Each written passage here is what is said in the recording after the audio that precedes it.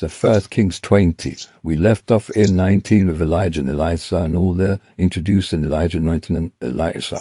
But now we see we're going to be talking about some other prophets that God's going to use, and King Ahab and the Syrian king fight. So we see now Ben Hadad, the king of Syria, gathered all his forces together. 32 kings were with him with horses and chariots. And he went up and besieged Samaria and made war against it. Then he sent messengers into the city to Ahab, king of Israel, and said to him, Thus says Ben Hadad, your silver and your gold are mine, your loveliest wives and children are mine. So remember, this Ben Hadad, he is the king of Syria. What that title actually means is just like Hadad was seen as the son. Hadad was a god of thunder and storm. So Ben Hadad, you're seeing him as a son of God. These people, they're kings in those days. They used to see their kings as sons of gods or gods of that current region. So this is just a title like Pharaoh or president. It's just a title. So before actually, there was a Ben Hadad that made a treaty. So Ben Hadad was fighting King Asa. King Asa's in Judah. And before, King Asa found favor and managed. So King Asa was against Ben Hadad, and Ben Hadad was working with Israel. But King Asa managed to get Ben Hadad to not work with Israel and take away their territories and give it to King Asa in Judah. So now, when we're seeing this king, that was a King Baasha's days. Now this King Ahab, say grandfather, is the grandfather of King Baasha. He is aware of what happened to his fathers, and he is not trying to fight against Ben Hadad. He knows Ben Hadad has 32 kings with him and has a mighty team, and they're fighting. So he was prepared to give children and give all these stuff, but it's the second request that made him say, okay, no, we can't give in and surrender his kingdom. So he said, then the messenger came back and said, Thus speaks Ben Hadad, saying, Indeed, I sent to you, saying, You shall deliver to me your silver and your gold, your wives and children, but I'll send my servants to you tomorrow and this time, and they shall search your house and the houses of your servants, and it shall be that whatever is pleasant. So we can see now they're going far beyond wives and children. They're saying, whatever we're going to come and search your whole place, and whatever we want is ours. So what they're trying to say.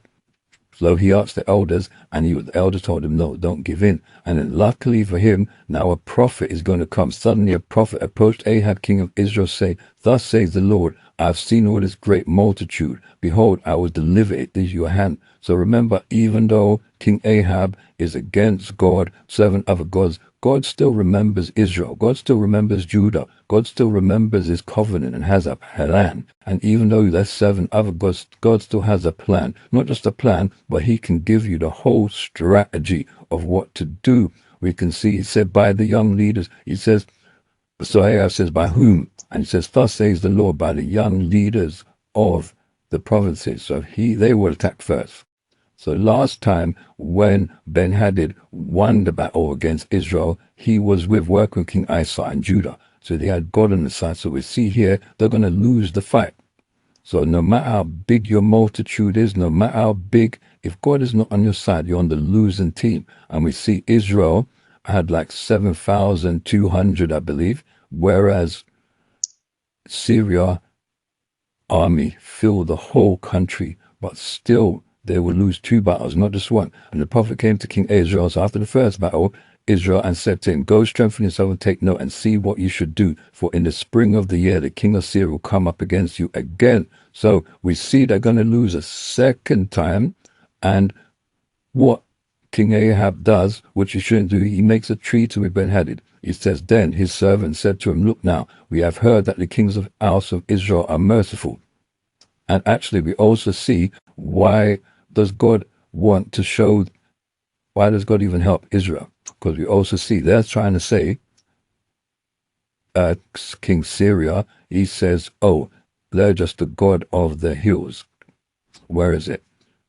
He says, the Lord is God. Thus says the Lord. Because the Syrians have said, the Lord is God of the hills, but he's not the God of the valleys. Therefore, I will deliver all this great multitude into your hand, and you shall know that I am the Lord.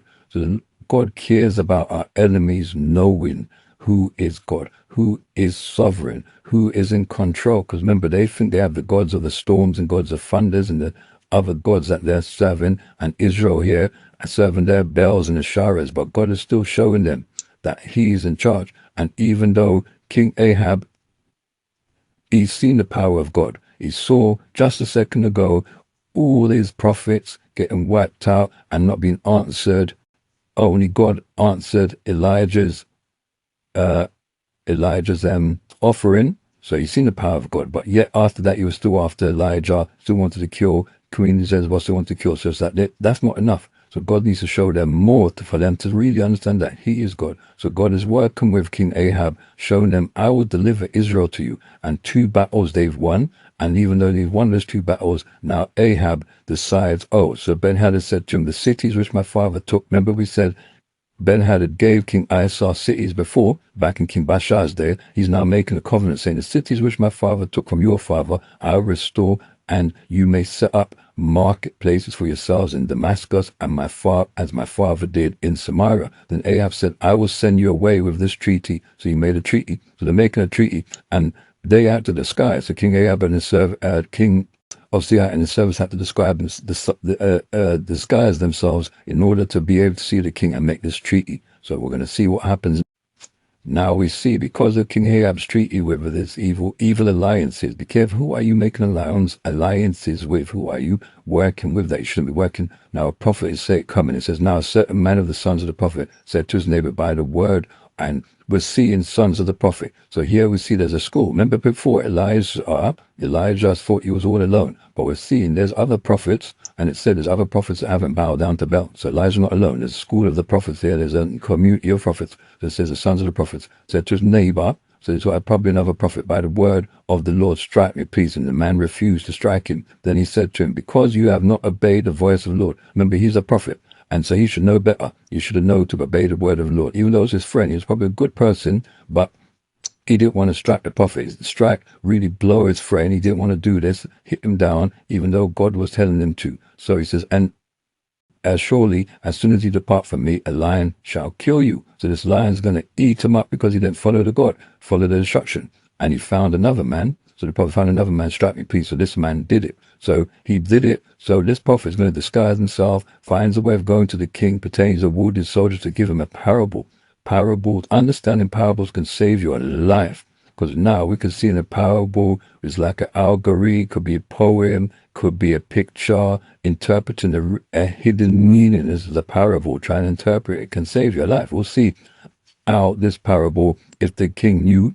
But anyway, so the prophet goes to the king disguised, and he's basically giving a story of, say there was a prisoner, and the prisoner has escaped, and now the prisoner escaped because of one of the guards.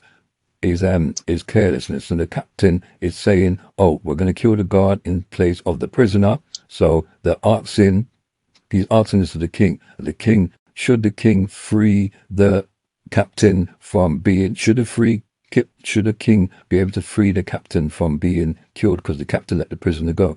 And then the king says, no, let the law be the law, kill the captain, because it's his carelessness that he let the prisoner go. And then the prophet saying, you're condemning yourself, because it's the same thing. He's saying you are the person, because you let King Ahab, you let Ben Hadad go when you shouldn't have let Ben Hadad go. So same way, and you're going to swap his life for your life. So that prophecy was on him, but he wasn't showing mercy. And when the story was for him, he said, no, let the person die. So the same as he said, that's why we have to be careful. Judge people. You will be judged how you judge people. I believe that's Matthew. So you have to, prophecies can save, parables possibly could save your life. Understanding things, having mercy on people. So now we see there's a prophecy that his life's going to end. And it says, while your servant was busy, here it says, then he said to him, thus says the Lord, because you have slipped out your hand